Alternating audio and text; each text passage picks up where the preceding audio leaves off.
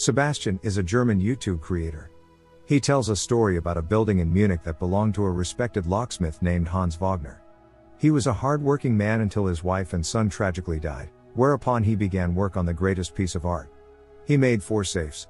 Legend has it that if you try to force open the locks, the contents will be incinerated. Hans built another safe and locked himself in it. People tried to liberate Hans from his self-made tomb, but his work was ingenious. The safe that Hans died in served as his tomb and was sunk into the sea with his body still inside. The 3 of the 4 safes he made, the Rheingold, the Valkyrie and the Siegfried, are rumored to still be in circulation, but their whereabouts remain a mystery. As for the 4th vault, the Götterdämmerung, no one knows what became of it. He ends his video with a request to hit the like and subscribe buttons. While the video is being uploaded, he solves a lock on his table in 8 seconds and is proud of himself. One thing he can't seem to crack is the YouTube algorithm. With that, Sebastian returns to his dull life, grabbing a coffee with a muffin, opening the bank and getting ready for work. His day usually consists of being yelled at by older people. As he tries to focus on something other than the lady in front of him, an interesting TV program pops up, he gives her the check and she leaves. On his lunch break he checks his channel, he got his first comment in a view. Sebastian is ecstatic. In the comments he is told to come to a certain place if he wants to test his skills. In the evening, he arrives to the location. He tells the big tough guy a password that was mentioned in the comments and he is let in. Sebastian is the last participant in safecracking. He is still confused, and tries to ask a nearby competitor, but he just ignores him. The host tells everyone to start and everyone but him starts cracking the safe. The host reminds them that only 4 people will reach the next stage. He then begins and manages to make it to the 4th place. 4 contestants remain for the semifinals. The viewers place their bets and they start cracking the safe. Neo cracks the safe first and Sebastian is second. In the final, they have 3 minutes to break open the door. Neo is confident in his abilities. When the host tells them to start, Neo does, but Sebastian takes his time. He watches Neo and puts his hand on the door as if sensing the mechanics behind it. He makes small talk with Neo and with 1 minute left, he has yet to begin. In the last 30 seconds, he starts and manages to open the safe with less than a second to spare. Neo tries to jump him, but big tough guy holds him back. The crowd cheers. He notices a woman through them all, Gwendolyn. She will change Sebastian's life. Eventually he will come to learn many things about her, such as that she stole her first watch when she was 6, that she was 16 when her heart was broken, that she stole her first car, and had a red notice from Interpol when she was 17. But at this moment in the basement, he knows none of this. Later, at home, he puts his award next to his family photos. He's definitely proud that he had the chance to showcase his skills. In the morning, as he is getting his coffee, he is startled by Gwendolyn and spills it on himself. She reveals to him that she was his first commentator and viewer on his videos. He asks her who she is. Gwendolyn replies that she is the woman who will change his life forever. She has been watching him and his habits and knows that he is always alone. She begins to tell him that she has not been in the cafe for more than 7 minutes, she managed to swindle a woman's ring, someone's watch, and the man in the back corner? His gun. She just comes out and says it, she's an internationally wanted jewelry thief and she wants to recruit Sebastian. She tells him that no one knows more about Hans Wagner than he does and that's why they need him. Because of the outbreak in America, in the next 96 hours the safes will be decommissioned in Geneva. This is his chance to solve the 3 puzzle safes Hans made. Gwendolyn grabs his hand and gives him an address to go to if he decides to join them. He continues his ordinary, boring life, and at home, while watching news about America's situation, decides to do it. Sebastian visits the address and Gwen greets him. Inside, he meets Karina, who is in charge of logistics and is a master hacker. Getaway driver, Rolf. There's no one faster than him, even Nicolas Cage would have trouble keeping up. The last one is their real-life action hero Brad Cage. He watched a lot of Nicolas Cage movies when he was young. That's the whole team. Karina informs Sebastian of their plan. The Rheingold is in Paris, France, 413 million combinations. The Valkyrie is in Prague, Czech Republic, 235 billion combinations and the Siegfried is in St. Moritz, Switzerland, it has 72 trillion combinations, it is said to contain up to $100 million. All the vaults are owned by the infamous billionaire Bly Tanaka. They have no time to waste, so they head to Paris, and just as they are about to hit a credit union, Sebastian gets cold feet. They go over the plan, Sebastian goes in first and heads straight for the bathroom. Gwen follows him, takes the guard's key and asks for a safety deposit box under a fake name. Karina will enter and the cashier is the only one who can help her since no one else speaks English. At this point, Gwen slips out and picks up Sebastian and they descend into the vault. Everything went as planned and they find themselves in the vault room. The vault is called the Rheingold. Before he begins, he wastes a lot of time telling Gwen the story behind the safe. She is disinterested and just wants him to start, but he continues with the story of how the gold was obtained for the safe and starts calling it his love. He puts on a song Das Rheingold and begins. With the whirring and cranking of some machinery inside, all the locks fall into place and the vault is opened. Sebastian and Gwen are overjoyed. She tells him it's not about the money, it's about becoming legends. He almost tries to kiss her, but decides against it. Then Sebastian walks out and Gwen follows him, successfully finishing their first heist. Delacroix, an Interpol agent, has learned of the team's recent robbery. Beatrix wonders why this is important right now, when America is facing a zombie apocalypse. Screw the zombies. Surveillance cameras film the perpetrators and Interpol knows they are on the quest for all the vaults and they only have 2 chances left to catch them. The team is playing beer pong. Brad shows his dominance with a perfectly legitimate throw behind his back.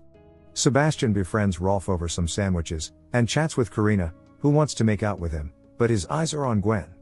Karina tells him that Brad and Gwen are actually dating, but right now their relationship is not the best. Sebastian then visits Gwen in her room and she explains Brad's name to him. If Brad Pitt and Nick Cage had a baby, it would be named Brad Cage. He's just a narcissistic individual. Sebastian tells her a story about his childhood when he wanted a cool name like Ludwig Dieter. They talk for hours and talk more about themselves, with Gwen doing most of the talking and Sebastian just admiring her. Meanwhile, Brad is furious that his girlfriend is busy with that rat. Gwen asks him to sit next to her and tells him, after they complete their quest, she'd like to go to America, Nevada, because rumor has it that the Götterdämmerung, the 4th vault, is there. The next day the crew travels to Prague, where Delacroix is waiting for them. Brad is hostile towards Sebastian. They are at their next bank, the crew means business. Sebastian is scared, but confident he can crack Hans's safe. Sebastian poses as an accountant and announces that he is inside. With Karina's hacking, she has his fake ID scan positive. Karina guides him through the hallways until she has to cut off the comms. Unsure of what to do next, he enters a room he shouldn't have. The guards notice over the cameras that he just disappeared. He meets up with Gwen in the elevator and they descend to the vault room. As the doors open, they are greeted by 2 guards. With a few Jackie Chan moves, Gwen beats them both up with no problem. And so Sebastian begins his work on the Valkyrie. He once again tells a story about mythology surrounding it. The Interpol still haven't spotted the crew and Delacroix gets antsy and figures out they are probably already inside. When the guards figure out someone is in their system and lock all the doors, Karina realizes they are onto them. Time for Plan B. The Interpol comes into the building and it turns out they are in the wrong bank. They switch their safe with a more reputable bank. Brad goes in with his mask on, and shoots a few guards with tranquilizer darts knocking them out, while beating up the others. He launches Plan B, the robbery. Sebastian finally starts cracking. His attempt fails and the safe handles pull back and only one handle is pushed out. If he screws up again the safe is locked forever. He is having trouble, but he's making progress. Then a second handle comes out, and the third. He manages to crack the Valkyrie and open all its riches. They cheer and embrace. They almost manage to kiss, but Karina asks for status over comms. They don't have much time. Gwen and Sebastian fill up the bags and head for the exit. Brad is about to walk out when a security guard surprises him. He distracts him and jumps off a railing. He gets into a scuffle with the guard and is shot before jumping out the window. The duo manage to escape unnoticed through all the commotion. As the car starts to move, they try to jump in.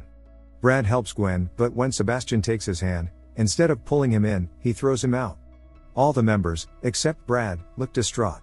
The police are chasing Sebastian. He tries to steal a bike. It's embarrassing. He still manages to steal from a random passerby. I'll spare you all the bicycle acrobatics now. He manages to escape the police by riding on a narrow road and getting on a moving train. In the van, Karina tells them that Sebastian hasn't been caught yet, or at least it hasn't been announced. It turns out the real plan was to cut Sebastian loose after the final heist, but Gwen is still upset that Brad threw him out on the street like a sacrificial lamb. Rolf was even starting to like the guy. Gwen is worried about how they are going to take Siegfried on without him, but Brad tells her they have enough money to retire twice. For Gwen, it's not about the money. Brad's last-ditch effort to keep Gwen is to tell her he loves her, but she couldn't care less and gets out. Karina follows her and figures out how they can crack the next vault. Sebastian has somehow managed to get home, where the girls are waiting for him, though he doesn't notice them. After they discuss what to do, the course of action they decide on is to yell surprise, and Karina does, startling him, making him spill his hot drink on himself.